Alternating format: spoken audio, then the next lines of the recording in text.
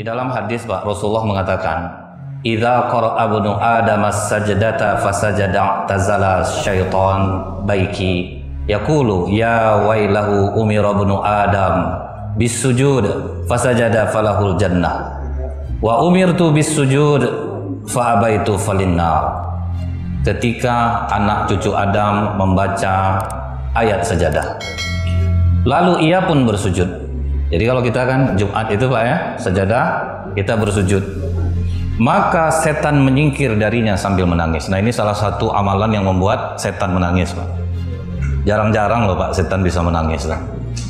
Tapi yang bisa membuat setan menangis, kita sujud tilawah itu. Itu yang membuat setan menangis. Kemudian dia mengatakan, celaka aku. Anak cucu Adam diperintahkan bersujud dan mereka bersujud, bagi mereka surga. Aku diperintahkan bersujud, aku tidak mau bersujud, bagi aku neraka. Itu yang membuat setan menangis. Jadi sering-seringlah bikin setan ini menangis Pak. Jadi alhamdulillah saya yakin masjid ini juga melakukan sujud tilawah. Kemudian apalagi yang bisa membuat setan menangis Bu? Orang yang bertobat kepada Allah itu membuat setan menangis Pak. Waktu turun Surat Ali Imran ayat 135, walladzina idza fa'alu fahishatan aw zalamu anfusahum dzakarullah fastaghfaru lidzunubihim wa may yaghfiru dzunuba illallah wa lam yusirru ala ma fa'alu wa hum ya'lamun. Dan orang-orang yang apabila mengerjakan perbuatan keji, pernah maksiat, pernah apapun dosa yang dibuat dia kemudian ingat Allah lalu memohon ampunan atas dosa-dosanya. Dan siapa lagi yang dapat mengampuni dosa selain Allah, dan mereka tidak meneruskan perbuatan dosa itu sedang mereka mengetahui. Nah ketika turun ayat ini pun iblis menangis. Karena apa Pak? Ternyata sebesar apapun dosa yang pernah Bapak Ibu lakukan di masa lalu, bertobat kepada Allah habis Pak, habis semua. Cuman kadang Allah ini menghabiskan dikasihnya Bapak sakit, dah tua, sakit diabetes, darah tinggi. Tapi janganlah Bapak minta tuduh, pantas Bapak sering sakit, banyak dosa Bapak dulu dah ada. Namanya badan dalam hari pakai itu banyaklah sakitnya Pak. Sedangkan mobil aja 10 tahun udah banyak penyakitnya Pak. Apalagi Bapak udah sampai 70 tahun, 75, ada yang 80 mungkin. Jadi wajar aja. Tetapi salah satu cara Allah membersihkan dosa memang sakit Pak. Jadi pernah dalam sebuah riwayat, ada raja zolim sakit. Diundang tabib datang ke rumahnya. Kemudian apa kata tabib ini? Raja, sakit raja ini memang parah. Dan lebih parahnya lagi, obatnya ini seekor ikan. Ikan itu sedang tidak musim di negeri kita ini. Kata Allah, wahai Jibril, usir ikan itu di mana tempat musimnya, arahkan ke raja yang zalim ini agar bisa menjadi penyembuh penyakitnya. Aneh nggak tuh Pak? Orang jahat sakit, nggak ada obatnya Pak, diantar oleh Allah obatnya. Dikerjakan oleh malaikat Jibril Bu, sembuh raja ini Pak. Di tempat yang lain ada raja soleh yang sakit. Diundang tabib datang ke rumahnya, kata tabib ini sakit raja parah, tapi jangan khawatir aja. Obatnya seekor ikan sedang banyak betul di tempat kita ini. Malah kata Allah, usir ikan itu Jibril, agar jangan jadi penyembuh raja yang soleh ini. Bingung Jibril Pak, gimana Allah ini? Orang jahat sakit, nah ada obat disuruh antar. Ini orang soleh sakit Pak, ada obatnya malah diusir. Kata Allah, Jibril, aku ingin orang yang jahat ini dengan kesembuhannya bertambah-tambah kesesatannya. Biarkan dia menikmati dunia ini penuh sehingga dia kembali dalam keadaan kotor kepadaku, tinggal aku masukkan dia ke dalam neraka. Dan orang yang soleh itu, dengan sakitnya aku gugurkan seluruh dosa-dosanya sehingga dia bersih kembali kepadaku, tinggal masuk ke dalam surga. Berbahagialah Bapak Ibu yang sakit. Obat Bu, janganlah anda berobat gara-gara hadis ini Pak. Nggak mau berobat bunuh diri nanti Pak. Berobat. Nah kembali lagi kita Bu, ini pembuktian bahwa sakit itu penggugur dosa. Kemudian ayat ini turun berkenan dengan apa Pak? Surah Ali Imran 135-136 ini. Ini hadisnya dari Abdurrahman bin Ghanam al-Daus, bahwa sahabat Mu'adz bin Jabal mendatangi Rasulullah. Dia mengatakan ada seorang pemuda yang sedang menangis di depan pintu ya Rasulullah. Kemudian dia disuruh oleh Rasulullah masuk. Apa yang membuatmu menangis wahai pemuda? Bagaimana aku tidak menangis ya Rasulullah? Aku telah melakukan dosa besar yang tidak mungkin diampuni oleh Allah. Kemudian Rasulullah bertanya, apakah engkau mempersekutukan Allah? Pemuda itu menjawab, aku berlindung kepada Allah supaya aku tidak pernah menyekutukannya. Anda pula menyekutukan Allah. Tapi katanya dosanya besar. Apa engkau membunuh seseorang yang diharamkan Allah untuk membunuhnya? Enggak ya Rasulullah, aku tidak melakukan dosa itu. Kalau begitu Allah akan mengampuni dosa-dosamu meskipun dosamu itu sebesar gunung menjulang tinggi ke langit. Jadi kalau orang sungguh-sungguh bertobat kepada Allah, menjulang tinggi dosanya ke langit, diampuni oleh Allah. Jadi jangan kita putus asa dari rahmat Allah. Banyak betul dosa aku, tidak akan mungkin diampuni Allah. Ini besar dosanya Pak, dia tidak mensekutukan Allah, tidak juga dia membunuh orang. Berarti dosa kau diampuni Allah nih, walaupun setinggi langit. Asal jangan dua dosa itu kau lakukan. Kemudian apa kata pemuda ini? Dia katakan, dosaku itu ya Rasulullah lebih besar daripada itu. Ngeri dosa kau nih, menyekutukan Allah enggak, membunuh enggak, tapi kau bilang dosa kau besar. Kemudian pemuda itu tersungkur, dia katakan kepada Rasulullah, subhanallah, tidak ada yang lebih besar daripada Tuhanku. Jadi dia udah ngaku nih Pak, tidak ada dosa yang lebih besar Tuhanku pengampunannya daripada aku. Kemudian sambil berlinang air mata, Rasulullah menanyakan kepada pemuda yang menangis ini, coba kau jujur, dosa apa yang telah engkau lakukan? Kemudian dia katakan, aku ini ada pekerjaan aneh ya Rasulullah. Apa pekerjaanmu yang aneh? Aku ini gemar mencuri kain kafan. Jadi kalau kafan mayat itu baru meninggal, nanti aku ambil, ku gali, ku ambil, ku jual ke pasar. Itu dosa dia yang dilakukan. Tapi rupanya ya Rasulullah, ada seorang gadis Ansor yang meninggal. Setelah dikubur, ditinggalkan keluarganya, aku gali kubur itu. Pas aku mau ngambil kapan, nampak aku badan perempuan yang Rasul, tinggi asmara aku gitu. Aku zinai mayat itu. Apa kata Rasulullah, Pak? Celaka engkau. Pergilah engkau dari hadapanku. Tidak mungkin Allah mengampuni dosa. Kemudian pemuda itu pergi sampai ke di antara lembah, menangis sejadi-jadinya. Tetapi rupanya Allah menurunkan surat Ali Imran 135-136. Itu yang membuat Rasulullah kembali mencari pemuda itu dan mengabarkan kepadanya bahwa dosa-dosanya diampuni oleh Allah. Sebesar itu dosanya Pak, mayat dizinai dia, mencuri pula lagi. Tetapi dia diampuni Allah. Ini yang membuat iblis menangis. Jadi kalau sering kita bertobat Pak, iblis menangis. Tetapi itulah Pak, kadang kita ini istighfar udah banyak, kelakuannya tidak berubah Pak. Itu yang herannya. Allah itu kan sebetulnya nunggu kejujuran kita Pak. Kalian dosa apa yang kalian buat, jujurlah sama aku. Itu yang diampuni Allah Pak. Tapi kalau hanya istighfar 3 kali atau istighfar 100 kali, itu nggak ngaruh tuh Pak. Kalau nggak ada dibarengi dengan penyesalan di dalam diri kita ini terhadap dosa apa yang kita buat. Makanya kata para ulama, tobatnya para pendusta adalah istighfar. Kan heran orang Pak, kok istighfar dikatakan tobatnya pendusta? Dia rajin beristighfar, kelakuan tidak berubah. Yang berjualan menipu masih juga. Disuruh orang beli sapi, ada yang gemuk besar situ Pak, pengurusan tidak mau, dia maunya di langganan dia juga karena ada fee-nya Pak. Tidak mau dia berubah. Pokoknya Pak, ada orang mau beli sapi, udahlah mahal, kecil pula lagi, tidak mau pindah. Ada ditawari orang yang besar gemuk, tidak mau dia, ada fee itu Pak. Tidak. Sampai kata orang peternak sapi itu, bentuknya pengurus masjidnya soleh-soleh tak. Beli sapi, fee-nya dulu yang ditanyanya. Tapi saya yakin di sini tidak lah Pak. Ini pandai-pandai saya aja sebetulnya. Sebagai pengingat Pak ya, sebagai pengingat aja. Karena memang di beberapa tempat ada kejadian-kejadian seperti ini Pak. Ada kejadian-kejadian seperti ini. Tidak juga berubah. Berjualan, tidak juga mau jujur. Pasar atas Bukit Tinggi udah berapa kali terbakar Pak. Pasar Ramayana udah berapa kali itu. Sebetulnya itu teguran, tolong kalian pedagang, kalian sembayang, tapi kalian tipu juga orang. Nampak orang agak-agak bodoh masuk dari luar Pak, barang murah jual mahal. Jilbab 25.000 ditawar aja di 250 Pak. Ditawar orang tuh nggak bisa 200, ekor 200 udah 5 orang tadi mau beli, padahal modal 25 Pak. Ada pedagang dulu namanya Yunus bin Ubaid Pak. Itu sampai orang minta doa sama dia Pak. Sampai diakui orang, kalau kalian minta doa, minta sama Yunus bin Ubaid. Padahal dia pedagang Pak. Apa yang membuat Yunus bin Ubaid nih berlebih dari pedagang lain Bu? Pakaiannya itu belum ada mall lagi menetapkan harga Pak. Dia udah pakai harga Pak. Pokok disesuaikannya kualitas. Harga ini kualitasnya. Gitu dia sistemnya. Waktu ada ibu-ibu belanja, azan asar. Karena asar azan ditinggalkannya Pak. Ini sholat nggak lalai nih Pak. Suruhnya keponakannya yang melayani ibu itu. Begitu dia selesai sholat asar, pas pulang berpas-pasan sama ibu yang belanja di kedainya. Jadi belanja Bu. Jadi Pak, yang mana ibu ambil? Yang ini. Berapa ibu beli nih? 600. Maaf Bu, ini hanya 300. Ambil balik uang ibu di toko saya. Bayangkan Pak. Kalau sekarang Pak, bisa karyawannya nipu. Mantap kau dagang. Bisa kau nih. Ya gitu dagang tuh. Kalau enggak bodoh kita. Jadi justru dianggap itu yang pintar Pak. Jadi istighfar kita itu usahakan mendatangkan perubahan. Baru sebesar apapun dosa diampuni oleh Allah. Ada sebuah riwayat Pak, tapi ini tidak bisa dijadikan hujah. Tapi maknanya bagus. Tidak semuanya di zaman Rasulullah itu orang yang sudah Islam sholat. Ada satu orang Pak, yang pokoknya kehadiran dia itu meresahkan masyarakat lah. Semua maksiat dilakukannya Pak, memalak orang pun dia juga. Tapi entah mengapa Bu, timbul kejenuhan dia. Harus berubah aku nih lagi. Begitu terdengar dia Bilal azan subuh, itulah subuh pertama yang dia lakukan. Berangkat dia ke masjid Pak, beruduk, Selesai berwudu, sholat dia menjadi makmum di belakang Rasulullah. Setelah selesai sholat subuh, Rasulullah itu ada ceramah, Pak. Rasulullah ceramahnya tidak sepanjang-panjang kami ini, Bu. Rasulullah itu, Bu, ya, sedikit dia ngomong, artinya dalam, Pak.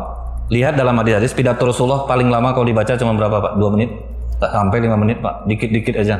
Kami udahlah panjang, Bu, muak lah orang dibuatnya kadang. Ndaklah masuk tuh, Pak. Cobalah, Pak, ya. Rasulullah itu ngomong sedikit lama terkenang sama orang. Macam kami ini, Pak, udah ngomong berjam-jam, keluar Bapak dari sini nanti nih ya. Ditanya sama anak, siapa ceramah tadi, Pak? Ustaz Nazril. Apa ceramahnya, Pak? Pokok tobat ini penting. Itu aja tuh ya, Pak. Nggak ada yang lain. Masa sepanjang itu Pak? Malas lah Bapak nyampaikan itu. Kau nggak dengar tadi? Nah, kan inilah. Padahal memang nggak tahu, Nggak, tapi itu memang hukumnya seperti itu loh, Pak. Karena yang nyampaikannya pun orang biasa. Kami ini kan orang biasa nih, Pak. Mungkin di mata Allah, Pak, ya, lebih mulia Bapak Ibu daripada kami ini lagi, Pak. Cuman gilirannya aja saya ngomong di depan nih. Makanya ketika kita berdoa itu, Pak, ya, bukan doa imam, bukan doa ustadz tuh yang didengar Allah, Pak. Ada di antara Bapak Ibu ini yang amalannya tinggi di sisi Allah. Itulah yang membuat amin tuh, Pak. Yang bertobat sungguh-sungguh mengaminkan, dapatlah sekali, Pak. Jadi belum bisa kami ini dibilang mulia, Pak. Kadang sikit isi amplop lain mendung ya, Pak. Ya. Tapi itu nyata tuh, Pak. Nyata. Kadang dikasih macam berbasa-basi, Pak. Apa nih ya? Kan inilah kayak. Lupa itu menung. Macam kami keluar cepat-cepat kalau habis ceramah tuh, Pak, supaya dikejar tuh, Pak. Supaya dikejar tuh. Nggak Bapak kejar pasti lama kami di luar tuh, Pak. Saya sengaja sepatu saya betali itu, Bu. Jadi agak lama sekitar. Ini sebetulnya pukulan nih. Jadi kalau ada ustadz yang dengar ceramah ini, Pak, ya, aku betul tuh Pak. Jadi kemudian, Pak, dia ini setelah selesai sholat, Rasulullah ceramah dikit aja ceramah Rasulullah pagi itu. Tahan diri kalian dari yang haram. Allah akan ganti yang halal yang jauh lebih baik. Selesai. Tak sampai setengah menit pun tak sampai Rasulullah ceramah, Pak. Tahan diri dari yang haram, Allah ganti yang halal yang jauh lebih baik. Masuk kepalanya, Pak. Pokoknya masuk ke dalam kepalanya, Bu. Betul-betul diingatnya betul kata-kata Rasulullah itu. Berjanji dia pulang subuh itu, Pak. Mulai hari ini aku tidak akan ada maksiat lagi. Bagaimanapun akan aku tahan, aku cari rezeki yang halal lagi baik. Ternyata kalau orang bertobat itu tidak mudah jalannya, berat. Begitu dia bertobat, dicarinya kerja baik-baik ke pasar, Pak. Nggak ada orang yang mau nerima dia. Nggak, duit ini aja terima. Nggak, aku nggak malak. Aku mau kerja. Nggak usah lagi. Begini. Justru baik, azab dia, Pak. Dicarinya dari pagi kerja, Pak. Nggak ada yang mau nerima dia karena dia jahat. Sholat zuhur ditahannya lo lapar perutnya, Pak. Orang nggak pernah lapar, tahu-tahu lapar, Bu. Ya rupa di kebaikan ini, tapi tahan dulu. Rasulullah udah janji. Tak mungkin Rasulullah bohong. Sampai asar tidak juga dapat makan. Sampai maghrib belum juga dapat makan. Habis isya, Bu, tak tahan dia lagi. Berdoa dia kepada Allah, ya Allah, malinglah gua agak sekali lagi, ya Allah. Tak tahan lagi nih, ya Allah. Betul-betul lapar aku. Pokoknya aku janji, ya Allah, aku cuma maling makanan aja. Aku tidak mau maling yang lain. Lapar betul perut aku. Tengah malam, dia sembarangan masuk rumah. Mau diambilnya makanan itu, Bu, ya. Teringat dia ceramah Rasulullah yang singkat pagi itu subuh kemarin tuh, Pak. Tahan diri dari yang haram.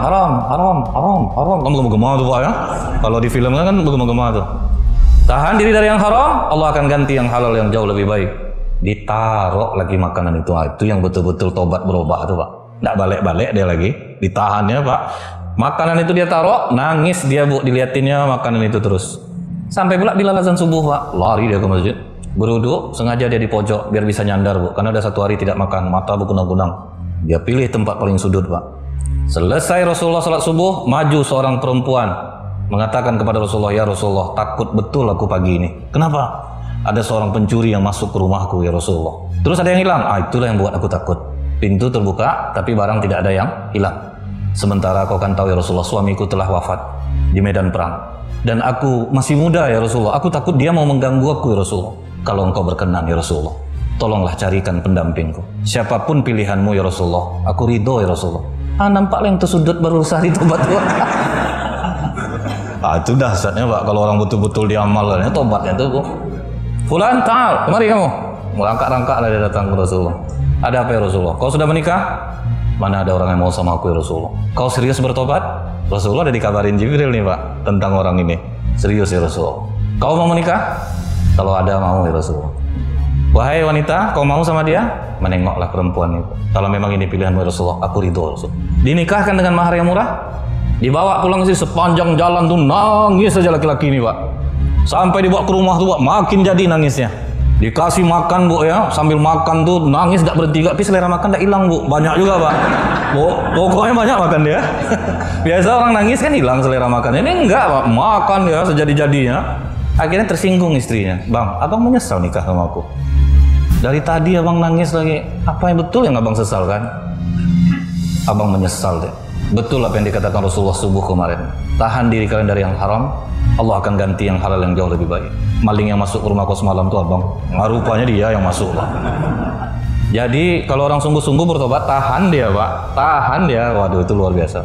Makanya dikatakan Allah dalam surat Nuh itu, kalau orang minta ampun kepada Allah, yursilis sama'u alaikum miduroro, Allah turunkan rahmat hujan yang lebat dari langit. Wa yumditkum bi amwali wa banin, Allah perbanyak harta dan anak-anaknya. Jadi kalau mau kaya mudah, tahan diri Pak, betul-betul tobat. Itu murah rezeki, murah semua urusan, tidak akan ada yang susah. Makanya orang banyak pengamal istighfar itu Pak, yang betul-betul tidak ada jalan lain lagi, dimudahkan urusannya oleh Allah. Ingat orang anak yang mau operasi tulang Bu di India, tidak ada dokter tulang di daerah itu, tidak ada dokter tulang. Sementara anaknya udah parah sakitnya Pak, udah terduduk aja di rumah. Apa yang dilakukan ibunya? Aku mohon ampun ya Allah, aku tidak bisa bawa anakku ini berobat. Terus dia minta ampun kepada Allah Pak.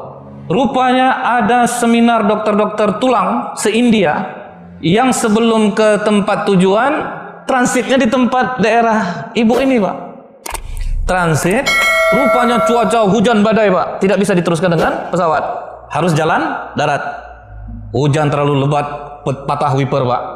Kita berhenti aja, rupanya berhenti persis di rumah ibu yang anaknya sakit tulang nih Pak. Allah yang ngantarkan Pak. Nah, itu Pak, Allah yang ngantarkan. Itulah kedahsyatan kalau orang betul-betul bertobat kepada Allah.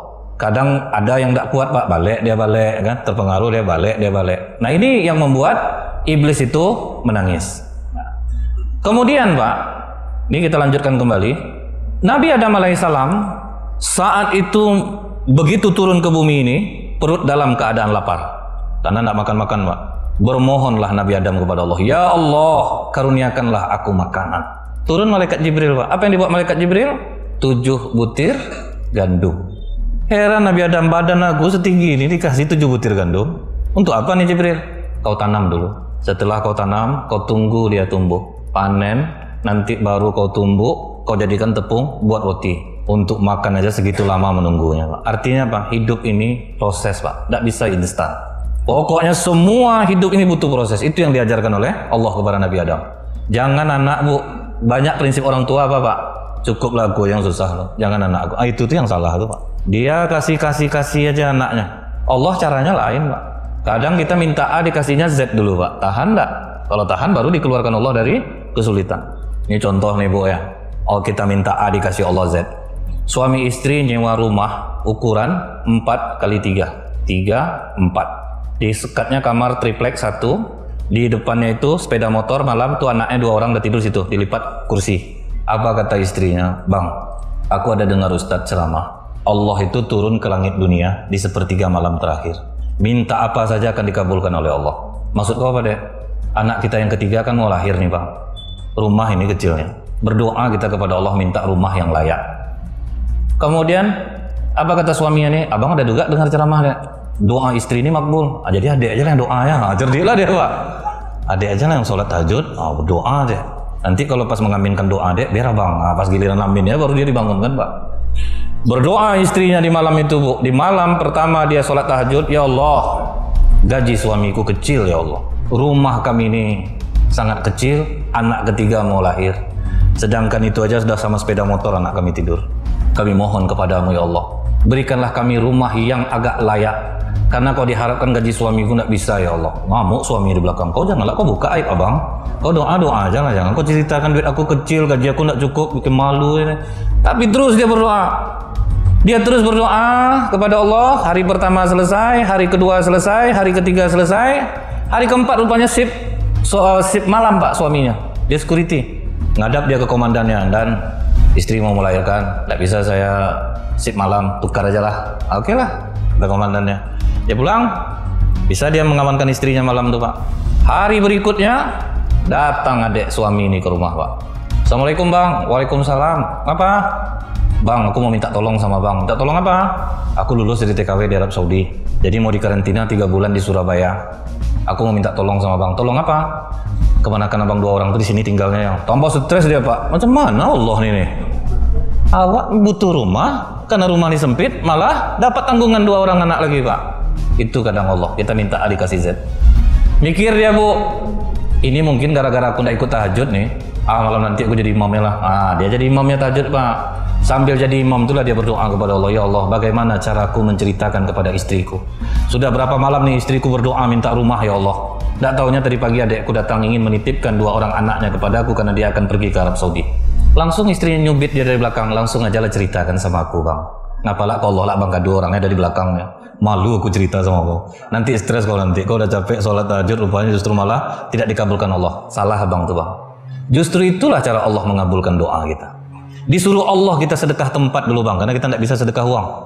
Itu pak, itu untungnya punya istri rajin pengajian. Hebat kau deh, ya. Tinggi pemahaman kau deh. Sempat adalah 2 orang lagi bang yang macam-macam. Udah mau kau, banyaklah itu tingkah bang. Ternyata apa pak? Besok paginya dia berangkat ke rumah adiknya, tinggalkan anak kau di rumah besok. Begitu sampai di kantor, langsung dipanggil pimpinan. Kamu mulai hari Senin jangan masuk lagi di sini. Wah, tambah kacau otak pak. Jadi imam tahajud diberhentikan jadinya bu. Pak, istri saya sedang hamil pak. Enggak, pokoknya kamu enggak di sini lagi Senin. Udah pucat dia apa kata bosnya. Ada rumah saya itu kan nggak ada yang nungguin. Jadi kamu tugas di sana aja lah. Jagain rumah itu, motor udah ada, perabotan udah lengkap, kamar banyak. Kamu di situ aja. Pak, saya bukan nggak mau pak. Istri saya mau melahirkan pak. Bawa lah istri kamu ke sana. Keponakan saya ada 2 orang. Bawa ke situ semua ya. Tinggal kamu di sana udahlah dapat tempat tinggal yang nyaman pak. Dapat pula uang gaji. Begitu dia pindah ke rumah itu apa kata istri adek, kita tambah sholat duha ya dek, mana tuh rumah ini jadi rumah milik kita. Nah, itu pula kadang kita ini pak ya begitu dikasih itu menjadi pula kadang permintaan. Nah pak, Allah ngajarkan kepada Nabi Adam, kepada anak cucu Nabi Adam untuk berhasil tidak ada yang instan. Mie instan aja nunggu kita pak. Mana ada yang begitu instannya, begitu diseduh langsung diminum itu nggak ada. Nah jadi Nabi Adam disuruh nanam dulu. Kemudian apa nasihat Allah pak? Fakulna ya Adam, inna hadza aduwwun laka wa li zaujika fala yukhrijannakuma minal jannati fatasqa. Maka kami berkata, hai Adam, iblis ini adalah musuh bagimu dan istrimu. Maka sekali-kali jangan sampai ia mengeluarkan kamu berdua dari surga. Kamu akan jadi celaka. Karena kalau udah di dunia ini Adam, semua mesti diusahakan. Kalau di surga minta tinggal datang pak. Tapi kalau udah di bumi nggak ada. Semua butuh proses. Jadi memang mesti sabar. Siapa orang yang berhasil di sini bu? Pasti dari bawah pak. Tidak ada yang langsung berhasil. Nah, jadi inilah yang diwanti-wanti oleh Allah soal iblis ini yang dipesankan betul oleh Allah. Anggap dia sebagai musuhmu, jangan sampai dia menggelincirkan. Kalau dia sudah memperdayakan kita pak, bikin dia menangis dengan taubat kepada Allah. Karena ada janji iblis kepada Allah. Ya Allah, akan aku sesatkan anak cucu Adam ini. Kata Allah, wahai mal'un, wahai makhluk terkutuk, selama mereka memohon ampun kepada aku, akan aku ampuni dosa-dosa. Tapi jangan sampai diremehkan hadis ini. Jadi jangan berarti pula, oh berarti sudah kita jahat, buat baik lagi, sudah tuh minta ampun lagi kepada Allah, buat baik lagi, tidak. Tapi kalau memang belum mampu, mungkin akan bolak-balik jadinya Pak. Tapi jangan putus asa dari rahmat Allah.